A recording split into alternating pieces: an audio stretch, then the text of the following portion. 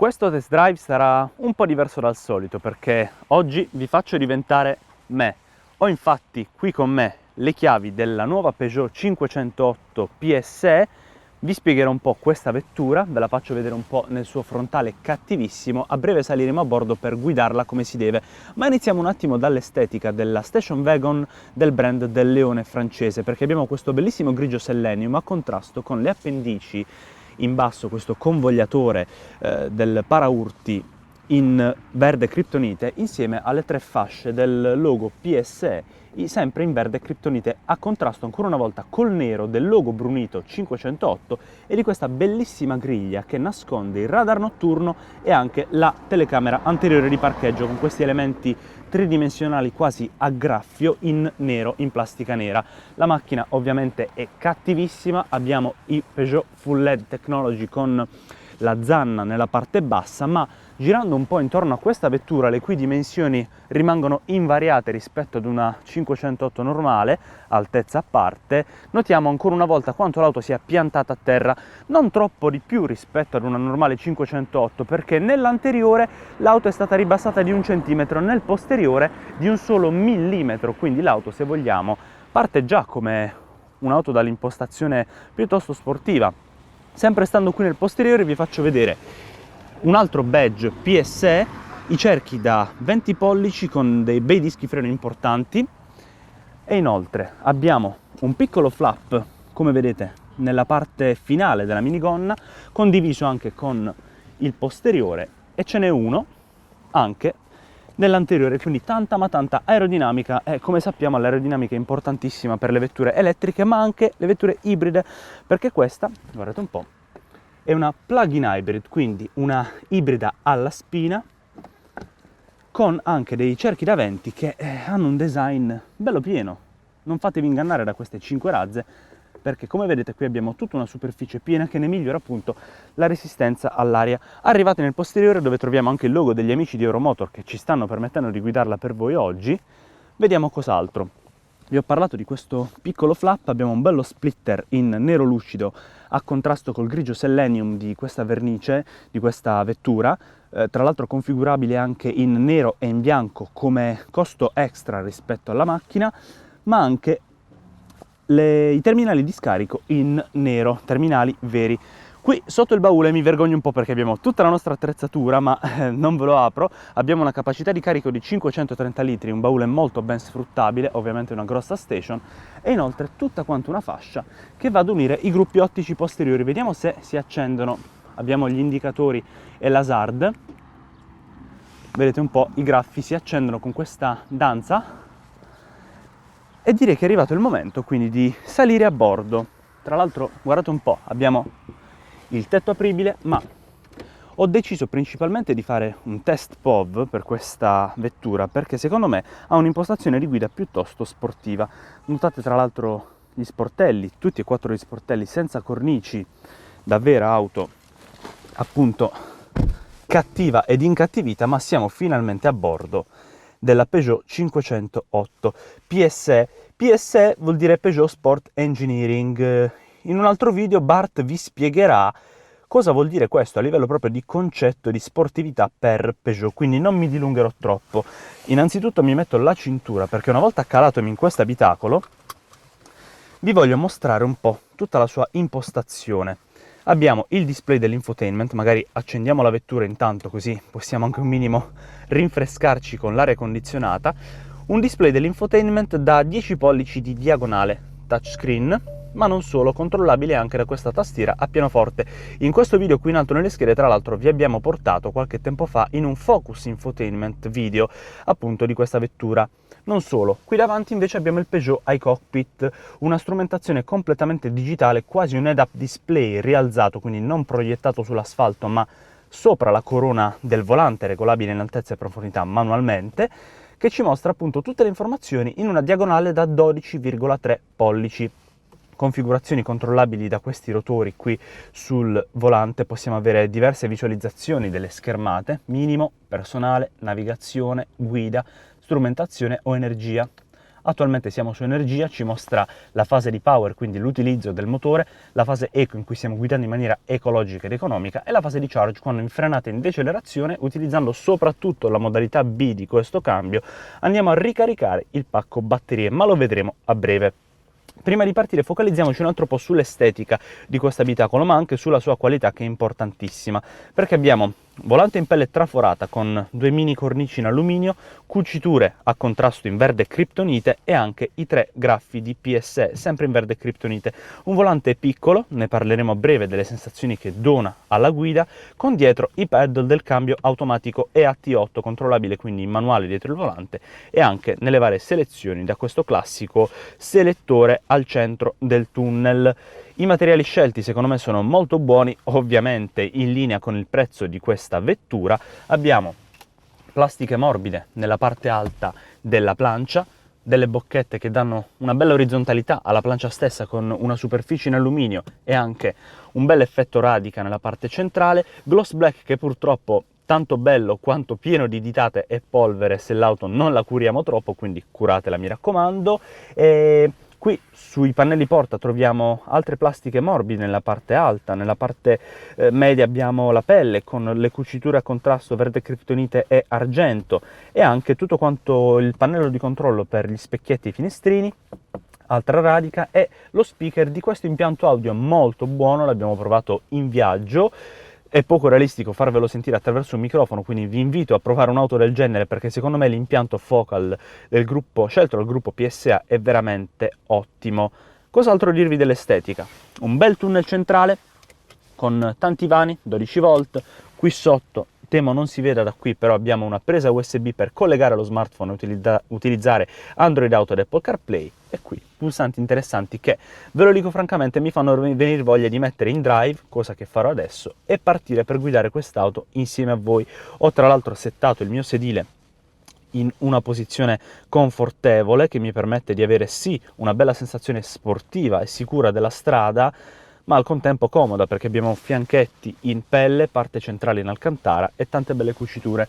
Guardate un po', ve lo faccio vedere, molto elegante ma anche cattivo allo stesso tempo. Direi di non esitare ancora, attualmente siamo in modalità elettrica, abbiamo poca batteria quindi probabilmente l'auto entrerà quasi subito in modalità ibrida, ma i primi metri li volevo fare proprio a emissioni zero e rumore zero, quindi partiamo rilassati.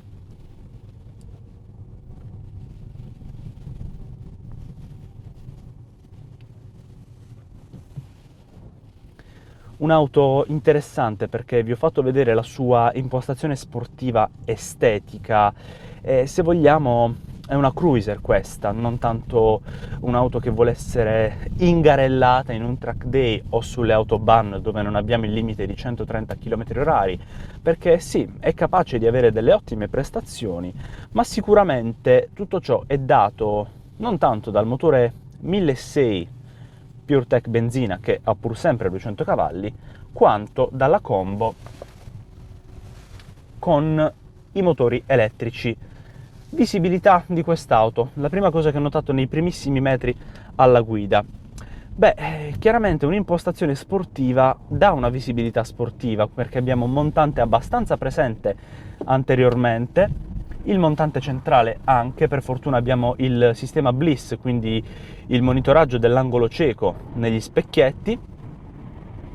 A proposito di sportive, siamo circondati in questa bella giornata di sole da auto sportive, oltre alla nostra Peugeot 508 PSE, ma focalizziamoci su di lei. Un abitacolo molto scuro, tutto nero, che dà tanta sportività, ma che per fortuna ci dà anche la possibilità di avere un po' più d'aria grazie al tetto apribile. Magari chiudiamolo perché, come detto, una bella giornata di sole mi verrebbe troppo caldo e voglio guidare quest'auto in perfetta coscienza.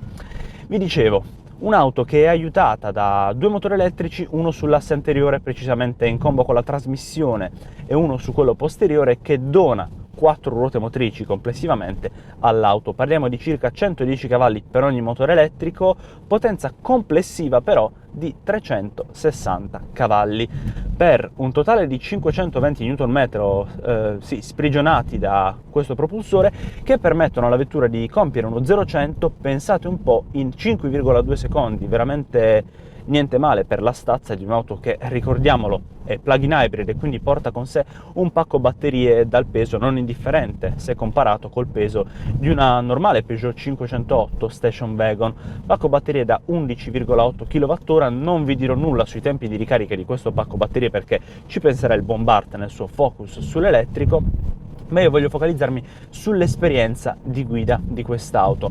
Fino ad ora ho guidato in elettrico, quindi zero vibrazioni, zero rumore, zero emissioni, ma adesso col pulsante Drive Mode voglio passare in Sport. Beh, in Sport, ragazzi, cambia, neanche a dirlo, praticamente tutto, perché entra in gioco il motore termico, il 1600 da 200 cavalli, l'auto si fa più pronta nelle sue risposte, nella risposta dell'acceleratore, nella risposta del motore stesso, ma soprattutto si fa più pronta anche nella risposta del volante, che diventa ancora più preciso e secondo me fa godere molto di più dell'esperienza PSE di quest'auto.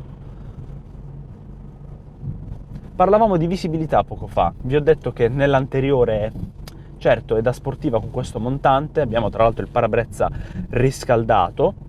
Nella parte laterale siamo aiutati dal bliss, altrimenti avremmo un bel ingombro per quanto riguarda il montante centrale. Nel posteriore, ahimè, duole dirlo, ma la linea sportiva di questa macchina ne compromette abbastanza la visibilità, perché sì, abbiamo un bellissimo specchietto frameless al centro, però il lunotto è molto stretto e quindi mi sa che dovremo utilizzare molto più spesso di quanto vorremmo in realtà il sistema di telecamera a 360 gradi.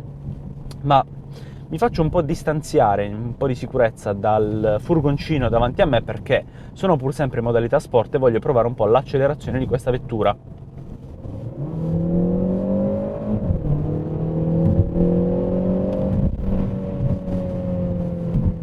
Come avevo anticipato, una risposta veramente pronta, perché sì, 360 cavalli, 4 ruote motrici complessive sono abbastanza, ma secondo me il sistema ibrido di quest'auto, più che donare potenza, cosa che fa, aiuta anche a, se vogliamo, ricoprire eventuali scompensi di un motore termico, quindi rende molto più fluida l'erogazione del propulsore benzina e permette chiaramente un aumento di coppia vertiginoso con ulteriori benefici dal punto di vista dell'accelerazione.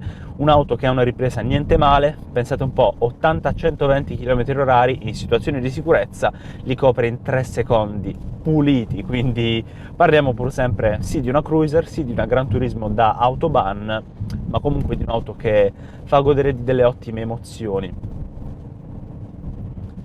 Nel frattempo mi sto anche godendo la comodità di questi sedili molto avvolgenti, dai materiali ottimi, sedili tra l'altro con funzione di climatizzazione, possiamo controllare il riscaldamento dei sedili dalla plancia touch sotto la pulsantiera pianoforte fisica. Ora da sport voglio passare in modalità 4WD. Attualmente il pacco batterie è scarico, quindi il motore sta funzionando quasi da dinamo, andando ad utilizzare la benzina contenuta nel serbatoio per ricaricare, lo vedete dai flussi, ma ve lo faccio vedere anche da qui, per andare a ricaricare il pacco batterie e in generale andare ad alimentare, quando serve, il motore elettrico sull'asse posteriore. Come vedete la batteria è tutta spenta, qui abbiamo queste finte 8 celle, chiamiamole così, che nel momento in cui la batteria sarà completamente carica saranno tutte quante 8 accese. Attualmente abbiamo 0 km purtroppo di autonomia. Un pacco batteria che può essere ricaricato per permettere a questa vettura di compiere e di percorrere anzi 42 km in modalità completamente elettrica, come dichiarato dalla casa, secondo il ciclo VLTP.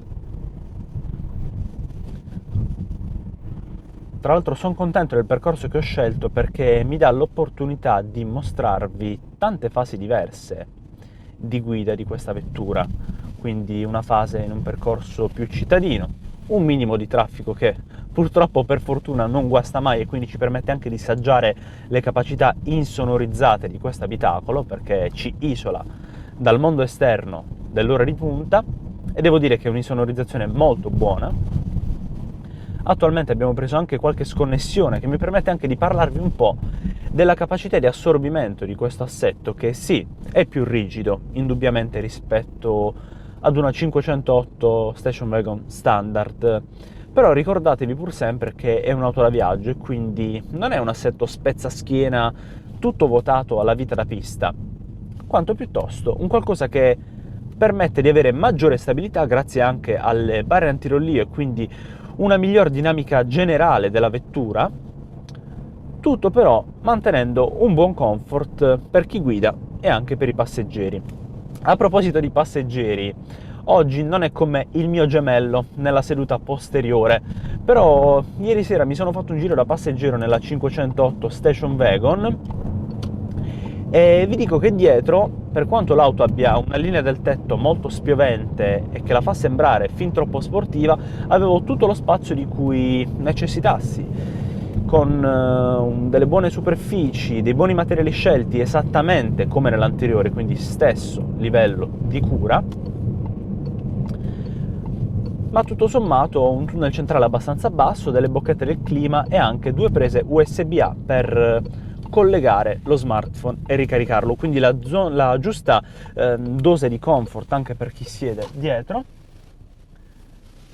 E, insomma, un'auto molto godibile, molto valida.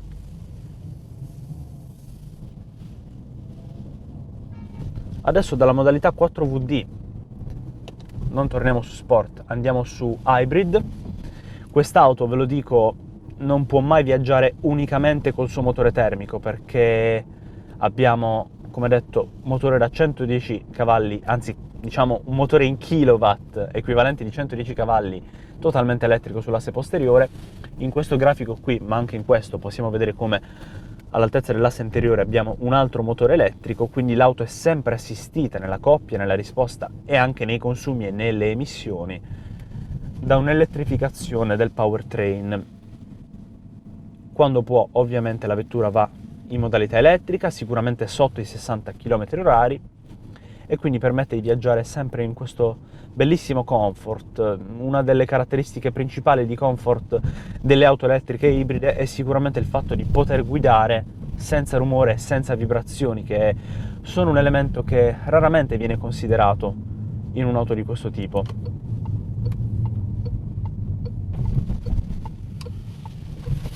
Buon assorbimento delle sospensioni, sottoscrivo quanto detto poco fa in viaggio, e ora voglio rilassarmi un po' prima di dare un ultimo sprint a questa vettura. Vi faccio vedere nel frattempo in tutta calma qualche altra finestra. Abbiamo i media con radio DAB e chiaramente Android Auto e Apple CarPlay, il controllo del clima touch, il navigatore, abbiamo funzionalità pinch to zoom, non abbiamo un feedback aptico per questo infotainment, ma un feedback sonoro che ci dà una mano a capire un po', ecco, quanto stiamo cliccando e dove stiamo cliccando.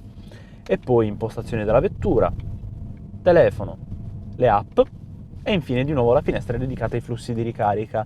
Non vi ho parlato di un altro elemento, che è proprio questo volante, un volante che personalmente ho trovato un po' piccolo, leggermente sottodimensionato, sicuramente comodo per le manovre in città, ma ricordiamoci sempre che questa è un'auto che vuole essere guidata in viaggio, in autostrada, e quindi forse in alcuni momenti l'avrei preferito personalmente un po' più grande. Nulla da dire sul fondo e sulla parte alta piatte, che sono molto accattivanti, però in sé è un volante piccolino, esteticamente sicuramente è bellissimo. Il cambio, cosa posso dirvi su questo EAT8? Ci siamo spesi tante volte, il nostro Peppe in questo video qui in alto nelle schede vi ha parlato del funzionamento di questo cambio del gruppo PSA, che è semplicemente ineccepibile, 8 rapporti, fluidissimo. E cos'altro? Parliamo anche dei freni, quindi diamo un po' un'accelerata, sentite è entrato il motore a benzina.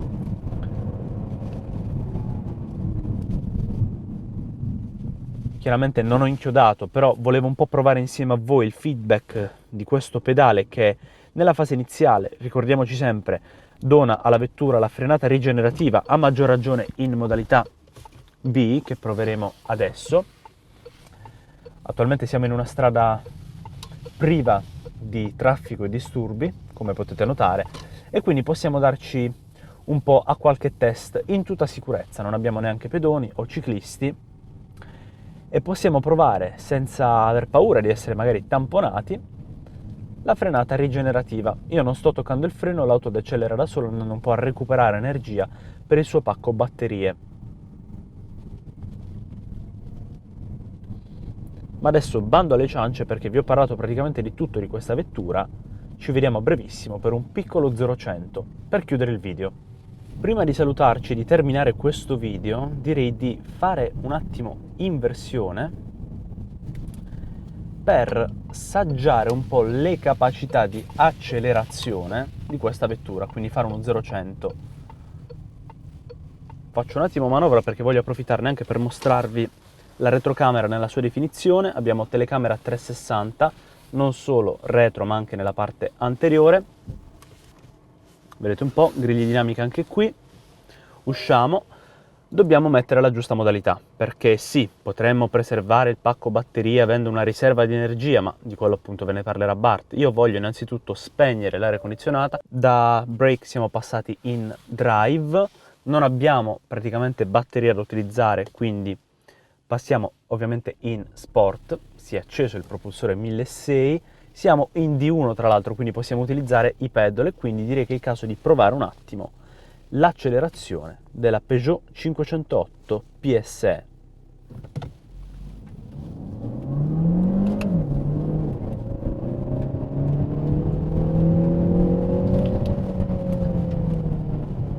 Non so voi, non mi sono cronometrato, non so se abbiamo fatto effettivamente uno 0-100 in 5,2 secondi, però è stata sicuramente una spinta molto coinvolgente di questa vettura, un'auto che, non ve l'ho detto prima, ma affronta le curve in maniera semplicemente eccezionale grazie al baricentro più basso.